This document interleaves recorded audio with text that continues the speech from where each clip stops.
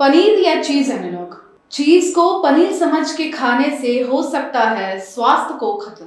बिना लेबल के चीज एनालॉग को पनीर बताकर बेचने पर हो सकती है कार्यवाही। खरीदते समय एक टुकड़ा चख कर लें पनीर। नमस्कार, मैं निशा पंचवानी और आप देख रहे हैं मेरे साथ महान्यूज 7। आज की स्पेशल स्टोरी में बात करेंगे पनीर एनालॉग और चीज एनालॉग के बारे में। क्या फर्क है इन दोनों में और क्या नुकसान हो सकता है चीज एनालॉग को खाने से, और बिना लेबल के चीज एनालॉग बेचने पर क्या कार्रवाई हो सकती है। दूध और डेयरी प्रोडक्ट्स स्वास्थ्य के लिए लाभदायक माने जाते हैं, लेकिन अगर उनमें मिलावट हो रही हो तो इससे स्वास्थ्य पर नुकसान हो सकता है। सस्ते के चक्कर में इन दिनों बाजार में तेल और पाउडर से बनी पनीर परोसा जा रहा है। हाल ही में पिछले महीने अन्न और औषधि विभाग नागपुर ने 2 कार्रवाइयां की है, जिसमें बिना लेबल के बेचे जाने वाले पनीर को बरामद किया गया है और उनके सैंपल्स को लैब में टेस्टिंग के लिए भेजा गया है।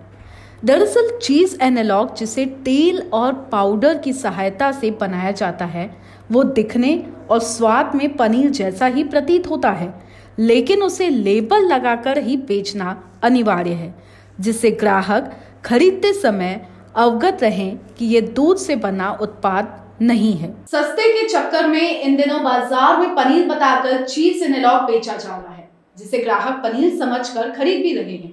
हालांकि चीज एनालॉग बेचना कोई अपराध नहीं है, लेकिन डेयरी संचालकों को चीज एनालॉग बेचते समय लेबल में सब कुछ स्पष्ट लगाकर देना ही अनिवार्य है, ताकि ग्राहक चीज और पनीर में फर्क समझे और उसके बाद ही उसे खरीदे।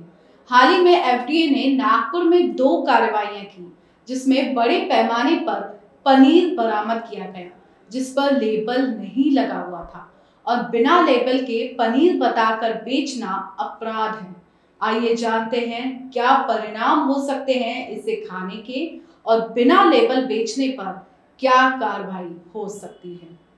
क्या गंभीर परिणाम हो सकते हैं इसे खाने से, इसे लेकर हमने बातचीत की डाइटिशियन से, जिन्होंने बताया कि चीज एनालॉग में रिफाइनरी तेल मिलाए जाते हैं, जिसे खाने से हमारे स्वास्थ्य पर नकारात्मक प्रभाव पड़ सकता है, जैसे कि आंतों में दिक्कत होना, हृदय संबंधी बीमारियां होना। इसीलिए कोशिश यही रहनी चाहिए कि इसे ना खाएं और फ्रेश पनीर लेना ही योग्य समझें।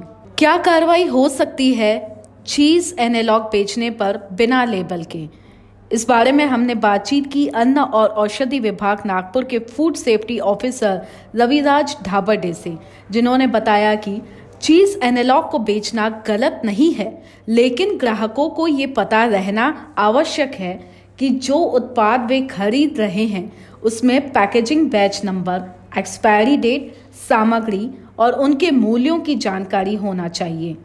और दोनों कार्रवाई में बरामद किए गए पनीर में ये जानकारी नहीं दी गई थी, इसीलिए हमने उसे नष्ट किया और सैंपल लैब में भेज दिए। अगर रिपोर्ट में ये पता चलता है कि वो पनीर नहीं बल्कि चीज से बना एनालॉग है, तो संबंधितों पर कार्रवाई की जा सकती है, जिसमें 6 महीने की सजा और 3 लाख के जुर्माने का प्रावधान है।